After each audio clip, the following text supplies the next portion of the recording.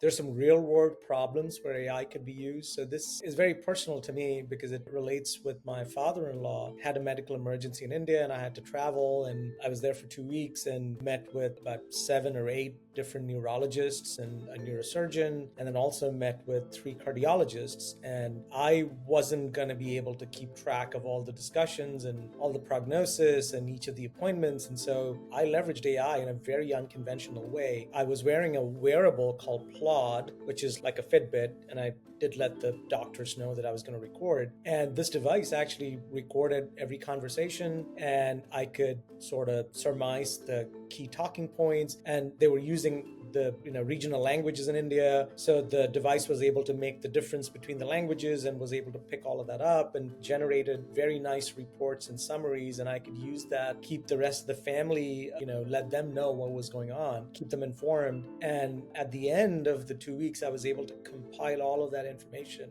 and I asked it to provide sort of action items and areas of concern, and it did an amazing job. Good news is he's back on his feet, he's doing very well, but that speed and that velocity that AI was able to kind of give me in a real world, in a real life problem, was just absolutely phenomenal. That's a very unconventional way of approaching AI. AI is sort of everywhere. I call it omnipresent, and it's just you're limited by your imagination on how far you take it. So some of the use cases we're seeing, particularly on the sales side, let's say, things like trend analysis, persona of an ideal customer, looking through the data and deciphering what does an ideal customer look like.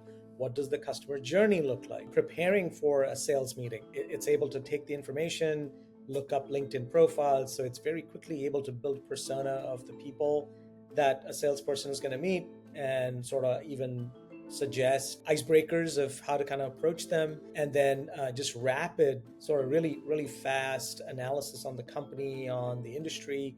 So think of it as Porter's 5 forces about the company and the industry done in a few minutes. So we're seeing a lot of that. On the HR side, we're seeing onboarding agents, recruiting agents, resume screening agents. On the customer service side, we're seeing it's still premature, but we're starting to see some phone agents, or even just intake of client information type of questions. So in the past, we would have someone take phone calls and just sort of be a receiver of calls and take down information, and we're seeing that is now changing to an AI agent is able to have very intelligent conversations and ask questions and take down information and email it to the team very, very quickly. So we're seeing some of that. Customer feedbacks, I'm seeing surveys being done by AI agents. On the C-suite, or sort of the executive side, I'm writing a lot of board level materials, financial analysis that I'm using AI for. Percent of the work is done by AI for these kinds of reports, and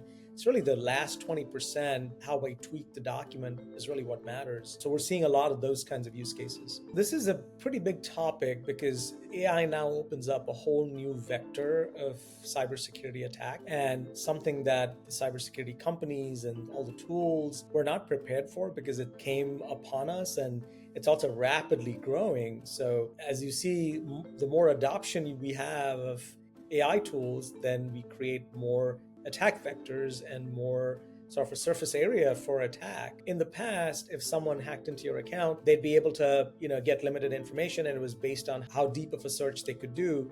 And now if they had access to your AI agent knows a lot about you, and it can query the AI agent and get a lot of information. So it creates some complexities and some critical, vectors of attack. So what we are doing is we partnered with Hats.ai, and which is a, SOC 2 Type 2 compliant AI platform, and we're bringing that to our clients. So cybersecurity and compliance are now two very critical legs of the stool that AI has to stand on, and that's how we're approaching it internally, as well as that's how we're bringing it to our clients. It's cybersecurity first, compliance first, and then AI.